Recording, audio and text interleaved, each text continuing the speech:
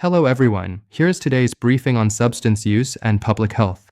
Leading the news, New York City Mayor Eric Adams has announced a proposal called the Compassionate Interventions Act. The plan would give medical professionals more tools to help people with severe substance use disorder. It includes funding for outreach teams and a pilot program with incentives to keep people engaged in treatment, with the goal of reducing public drug use. The Centers for Disease Control and Prevention has launched a new campaign for youth between 12 and 17. It focuses on the connection between substance use and mental health, giving young people facts and resources to support their well-being. President Donald Trump has ordered the U.S. military to take a direct role in combating foreign drug cartels. This is the most aggressive step yet in the administration's effort to reduce the flow of fentanyl into the country. The CDC is also highlighting that stigma remains a major barrier to effective prevention and treatment for opioid use disorder.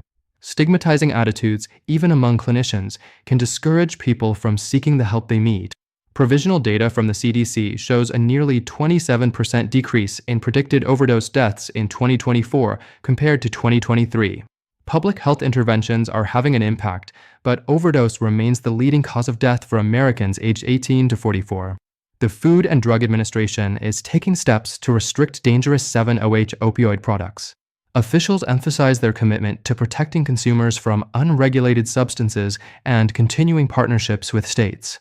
Turning to research and clinical updates. A new federal study shows that people who quit smoking are more likely to succeed in long-term recovery from drug or alcohol addiction.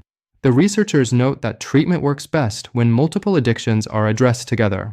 A Gallup poll shows that only 54% of Americans now drink alcohol, the lowest level since 1939. The decline is driven by growing concern about health risks, especially among young adults and women. Another study finds that primary care patients with opioid use disorder who are unhoused or unstably housed have worse mental health and substance use outcomes. The authors suggest that healthcare providers should address housing instability as part of treatment. Experts report that the opioid crisis is now being driven by synthetic opioids and stimulants, especially illicit fentanyl. Although overdose deaths fell slightly for a time, synthetic opioid deaths continue to rise.